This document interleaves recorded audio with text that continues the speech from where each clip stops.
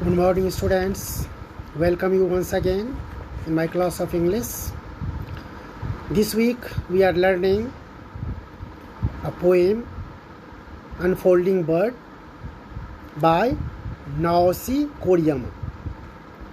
I am sure you must have enjoyed the poem that was explained last day, and we have today to discuss the exercise of the poem, question answers, and that is so important, very important, because when we discuss the questions, the concept of the poem or even the story becomes here more clear and very easy to understand the chapter or the poem. So let's see what is in this part of the questions, that is here from appreciating the poem. We had already in the second video related to this poem, that was understanding the poem. We discussed many questions. We have some more questions here, and that comes under the column appreciating the poem. I am sure you will listen and you will enjoy it. First question that is in appreciating the poem is, why do we think the speaker speaks of the water lily unfolding rather than blooming? Means generally we use the word bloom only when the bird is transformed into a full flower. When the bud is opening into complete flower, full flower, that process is here bloom. Question is here, why do we think the speaker speaks of water lily unfolding rather than blooming? Here you are suggested, you are given the hint, think of the main point, similarity between two things, means unfolding and blooming.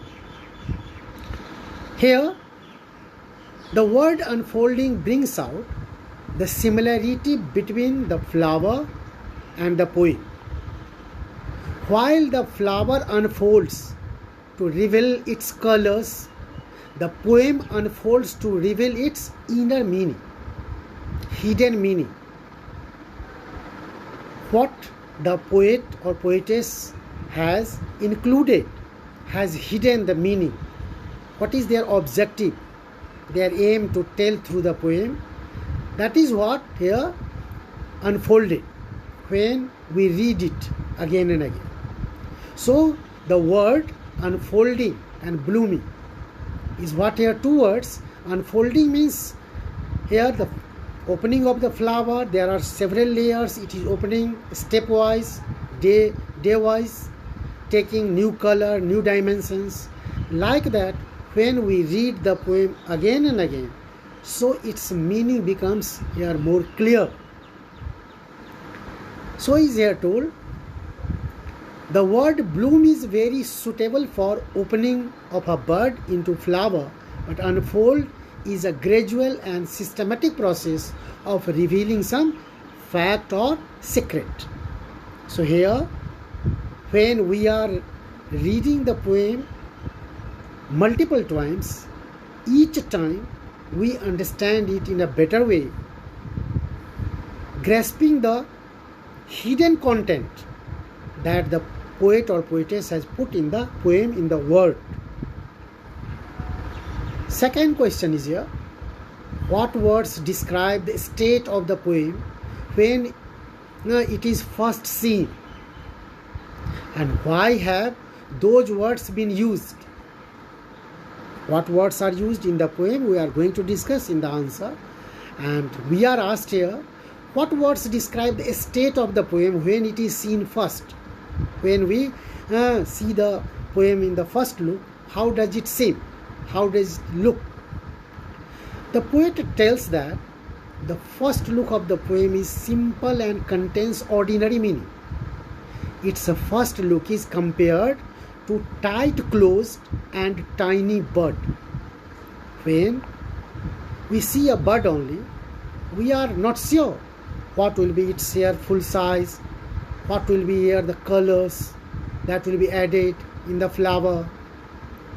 So is a poem when we see in the first sight, at the first sight, and when we read just once. We cannot understand, we cannot make the complete meaning, full meaning of any poem. So, the first look of the poem is compared to tight, closed or tiny bud. As we cannot estimate or imagine the size, color and beauty of any flower, seeing its bud, so we can not speculate the actual meaning of the poem in its first look until we read it several times. These words signify that the poem's inner beauty is closed to the reader at the beginning, at the first sight. The meaning is hidden when we read it just once. The poem cannot be understood easily. So we need to read it again and again, multiple times, to understand it completely. Here we have another question. Why do you think the last three lines are written in that way? The last three lines of the poem are, as you know, as one reads it again and over again. Very slowly these three here lines are written. As one reads it, there are few words. They are separated from each other and written, expressed in three different lines. As we are suggested to read the poem slowly, so these three separate lines, separate words also suggest us the same. What is the process? What is the way we can read the poem? As these three lines are separated, and so we have to just go from one line to other slowly. So is the process of reading a poem. This is what here, the way the poem is written in the last three lines. Question is here, does it make our reading of the poem slower, adding value to each rereading? Question is clear. Let us see. What's the answer? The last three lines are written in different ways. This way suggests the importance and proper way of reading poems. These three lines separated from each other, even here in word, few words, tells how you can just transfer from, or you can just go from one line to another slowly. So is the process of understanding the poem. We cannot conclude the meaning of a poem by just reading once or twice. We need the poem to read it several times, multiple times, in order to understand it fully. So the last three lines are written in different ways, and this way suggests the importance and proper way of reading poems.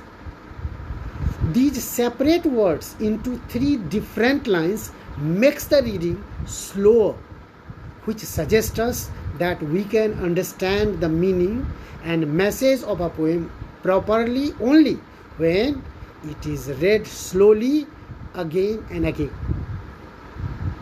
I am sure you must be understanding what the question asks and what the answer is given. Let's go and see the next question. What has this poem taught you about how a poem is best read? Here the question that is before us. What has this poem taught you about how a poem is best read? State the difference between reading a story and reading a poem in a short paragraph.